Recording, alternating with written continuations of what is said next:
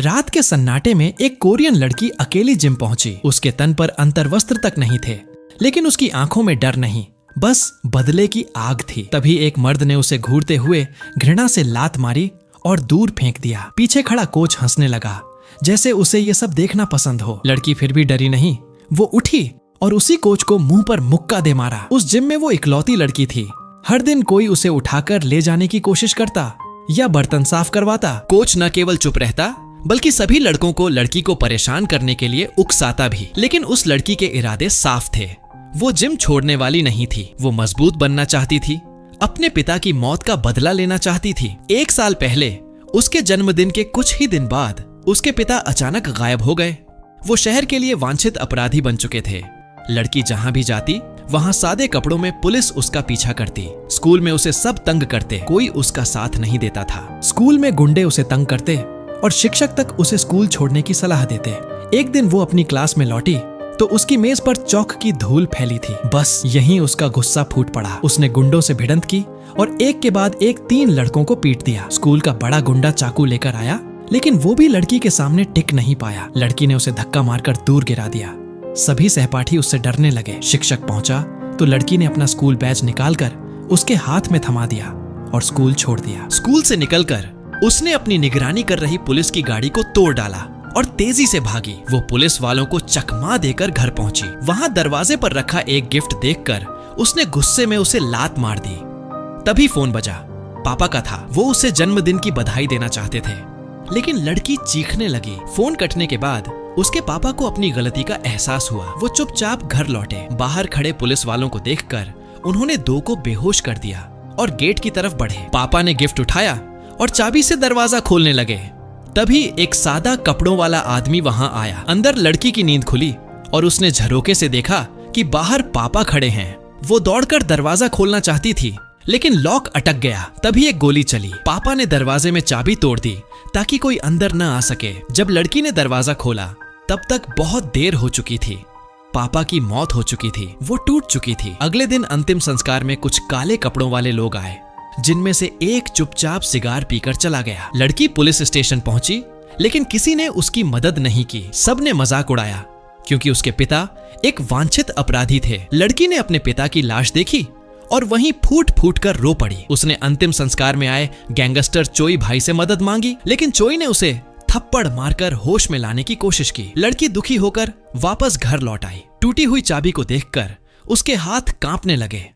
तभी दरवाजे पर जोर से दस्तक हुई। डरते डरते उसने झरोके से देखा, एक काले कपड़े वाला आदमी बाहर खड़ा था। वो चुप रही, लेकिन अंदर से कांप रही थी। तभी उसे अपने पिता की मौत याद आई और उसने हिम्मत जुटाई। वो दरवाजा खोलकर उस आदमी का पीछा करने लगी। वो गाड़ी में बैठकर भाग गया। लड़की ने इनाम की घोषणा कर दी।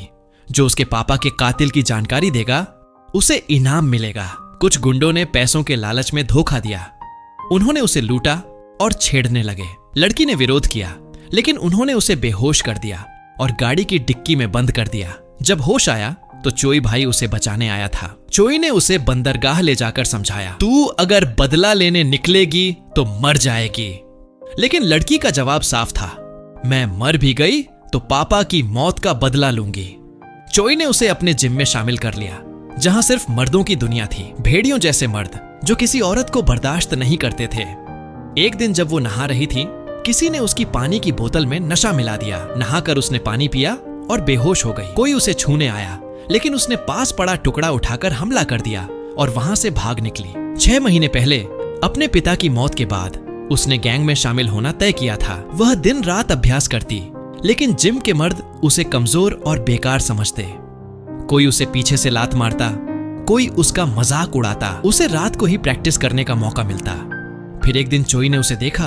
उसकी मेहनत, उसका जुनून, शायद उसे लड़की की हिम्मत से प्यार हो गया या उसे सच्ची लगन नजर आई। चोई ने खुद उसे ट्रेनिंग देनी शुरू कर दी। बोला, तू दमदार है पर अभी ताकत कम है और मेहनत कर। जल्द ही एक बड़ा मुक्केबाजी टूर्नामेंट हुआ, जिसमें कोई दोस्त नहीं था। बस वही जीतेगा जो अंत तक खड़ा रहेगा। सारे मर्द जानवरों की तरह भिड़ने लगे। लड़की ने चतुराई से सबकी कमजोरियों पर वार किया। तभी आया लॉन्ग हेयर, सबसे खतरनाक फाइटर। उसने सभी को हरा दिया। लेकिन जैसे ही वो जीत का जश्न मना रहा था, लड़की ने पीछे से उस पर हमला कर उसे गिरा दिया।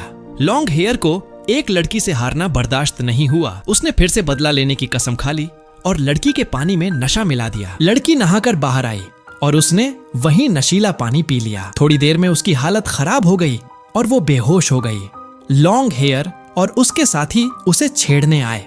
तभी उसने पास पड़ा अस्थि कलश गिरा दिया, एक टुकड़ा उठाया और लॉन्ग हेयर को जोर से मारा। किसी तरह वहां से भाग निकली। लॉन्ग हेयर ने हथौड़ा लेकर उसका पीछा किया, लेकिन चोई के मैनेजर ने बीच में आकर उसे रोक दिया। चोई ने लॉन्ग हेयर को सजा दी, उसका चेहरा बिगाड़ दिया और उसे जिम से बाहर फेंक दिया। लड़की टूटी अस्थियों को देखकर बहुत दुखी हुई। उसे अपने पिता की याद आई। चोई ने उसे एक नई पहचान दी और साथ ही एक पिस्तौल थमाई। उसने बताया कि लड़की के पापा का असली कातिल पुलिस स्टेशन में है। लड़की ने खुद को काबू में रखा और चुपचाप पुलिस स्टेशन में घुस गई। वहां उसे पता चला कि बल्ड हेड नाम का इंसान ही उसके पिता का हत्यारा है, लेकिन वो अब उसका बॉस बन चुका था। लड़की ने अपने गुस्से को छुपाया और धीरे धीरे सब कुछ जानने की कोशिश शुरू कर दी। तभी पुलिस को एक इमरजेंसी मिशन मिला और सबको तैयार रहने को कहा गया। मिशन के लिए सबको हथियार और बुलेट प्रूफ जैकेट लेने को कहा गया। सभी का मोबाइल जमा कर लिया गया। लड़की समझ गई कि अब वो चोई से बात नहीं कर सकती। मिशन का मकसद था चोई जंगमू यानी वही चोई भाई को पकड़ना। लड़की को समझ आया कि गैंग में कोई गद्दार है, क्योंकि पुलिस को चोई के ठिकाने की पूरी जानकारी थी। वो उसे बताना चाहती थी, लेकिन मोबाइल जमा था। जैसे ही मिशन शुरू हुआ, लड़की ने बोट का इलेक्ट्रिक बॉक्स बंद कर दिया। अचानक गोलियां चलने लगीं और वहां अफरा तफरी मच गई। चोई के आदमियों ने सबूत जलाने शुरू कर दिए। चोई किसी तरह भाग निकला। बल्ड हेड बहुत गुस्से में था, क्योंकि मिशन पूरी तरह फेल हो चुका था। उसे शक हुआ कि गैंग में कोई पुलिस का आदमी है या फिर पुलिस में कोई गैंग का जासूस। उसने सबके बैग और सामान की तलाशी ली, लेकिन कुछ नहीं मिला। लड़की ने मिशन खत्म होते ही चोई को फोन करके सब बताया। चोई ने तुरंत अपने जिम से सारे कैमरे हटवा दिए ताकि दोबारा पुलिस उसकी निगरानी न कर सके। लेकिन दूसरी तरफ लॉन्ग हेयर चुप बैठा नहीं था। लॉन्ग हेयर ने बदला लेने के लिए चोई के जिम पर हमला कर दिया। उसने चोई के भाई को बुरी तरह मारकर उसका हाथ तोड़ डाला। लड़की को जब ये पता चला तो वह जिम पहुंची और वहां उसने चोई के भाई को घायल हालत में देखा। उसे समझ में आ गया कि अब गैंग बिखर चुका है। चोई ने कसम खाई कि वो लॉन्ग हेयर को छोड़ेगा नहीं। लड़की ने अपने पापा के कातिल की खोज फिर से शुरू की, लेकिन कोई ठोस सुराग नहीं मिला। तभी चोई एक मंदिर में अपने मरे हुए साथियों को श्रद्धांजलि देने गया था। लड़की मंदिर पहुंची और दूर से चोई को देखा। वो जिंदा और ठीक था, इसलिए वो वहां से लौट गई। लेकिन तभी रास्ते में उसे बल्ड हेड और उसके साथी शियाओ झो मिल गए। अब उसे डर था कि कहीं उसकी असली पहचान न खुल जाए। लॉन्ग हेयर ने उधर अपनी जीत का जश्न मनाया। उसने कहा कि अफसोस है, वो उस लड़की को मार नहीं पाया। पुलिस को भी अब यह साफ हो गया था कि जिम पर हमला करने वाला कोई और नहीं, लॉन्ग हेयर ही था। बल्ड हेड ने अब लॉन्ग हेयर को एक चारा बनाकर चोई को पकड़ने का प्लान बनाया, लेकिन लड़की ने चोई को इस प्लान की जानकारी दे दी और इस बार भी चोई बच निकला। बल्ड हेड को शक हो गया कि पुलिस में कोई जासूस है जो चोई को सब बता रहा है। उसने एक जाल बिछाया और लड़की उस जाल में फंस गई। शियाओ झो ने उसे रोकने की कोशिश की।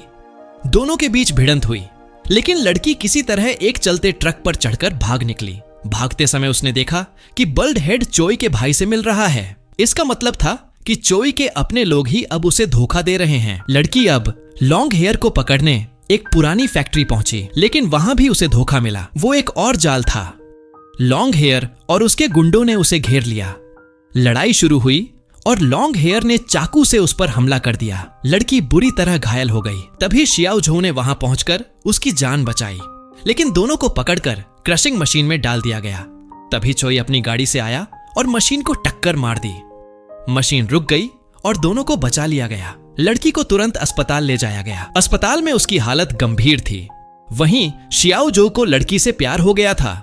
लड़की जैसे ही ठीक हुई, चोई ने उसे विदेश भेजने का प्लान बनाया ताकि वो सुरक्षित रह सके, लेकिन लड़की ने मना कर दिया। उसने कहा, जब तक मेरे पापा के कातिल को सजा नहीं मिलती, मैं कहीं नहीं जाऊंगी। एक दिन लॉन्ग हेयर ने पुलिस से डील की ताकि वो चोई को पकड़ सके, लेकिन लॉन्ग हेयर का प्लान उल्टा पड़ गया। उसी रात लड़की को एक सपना आया जिसमें वो एक पिंजरे में बंद थी और डर से कांप रही थी। उसने सपने में खुद को बंद और बेबस देखा। जैसे ही वो जागी, उसे अपने डर को हराने का एक ही रास्ता दिखा, उस दुश्मन को मार देना। फिर पहली बार उसने किसी को गोली मार दी। ये उसकी पहली हत्या थी। अब वो पूरी तरह बदल चुकी थी।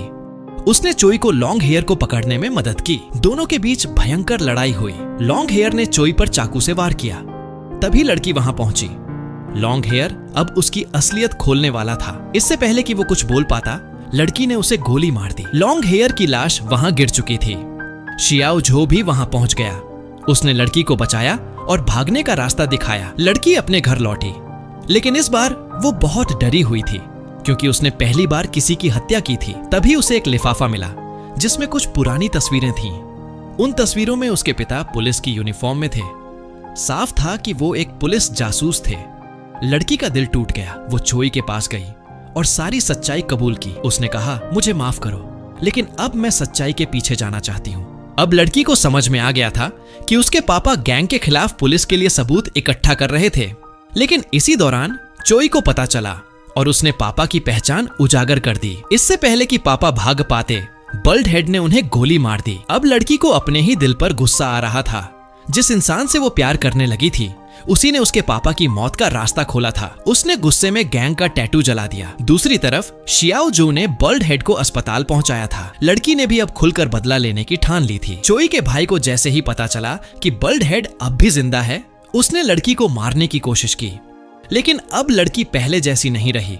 उसने उसे हराकर नीचे गिरा दिया। चोई ने लड़की की वफादारी परखने के लिए खुद पुलिस स्टेशन में आत्मसमर्पण कर दिया। लड़की ने चुपचाप सबूत चुरा लिए और चोई को बचा लिया। लेकिन इससे पुलिस को शक हो गया कि लड़की भी गैंग की जासूस है। लड़की को समझ आ गया कि अब पुलिस भी उस पर भरोसा नहीं करेगी। इसीलिए वो पुलिस स्टेशन से चुपचाप भाग गई। चोई को जब अपने भाई की लाश मिली तो वो अंदर से टूट गया। उसे समझ में आ गया कि लड़की को अब सारी सच्चाई पता चल चुकी है। वो अब लड़की को खतरा समझने लगा। उसने अपने आदमियों को लड़की को मारने भेजा। लड़की को बोरे में बांधकर समुद्र में फेंकने की योजना बनाई गई।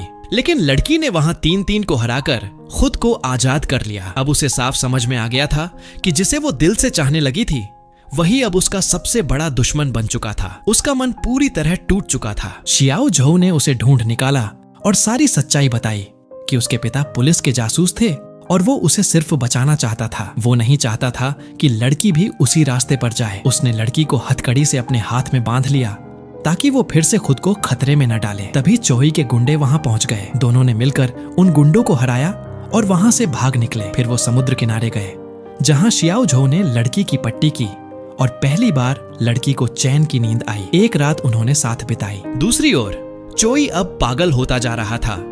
उसका सबसे भरोसेमंद आदमी भी उसे छोड़ गया था क्योंकि चोई अब किसी पर भरोसा नहीं कर पा रहा था। उसने अपने ही आदमी को मारने की कोशिश की जो उसे कई सालों से जानता था। अब लड़की और शियाओ झो दोनों ने फैसला किया कि वो चोई के खिलाफ गवाही देंगे और उसे हमेशा के लिए गिरफ्तार कराएंगे। वो दोनों पुलिस स्टेशन पहुंचे, लेकिन वहां एक साया पहले से मौजूद था।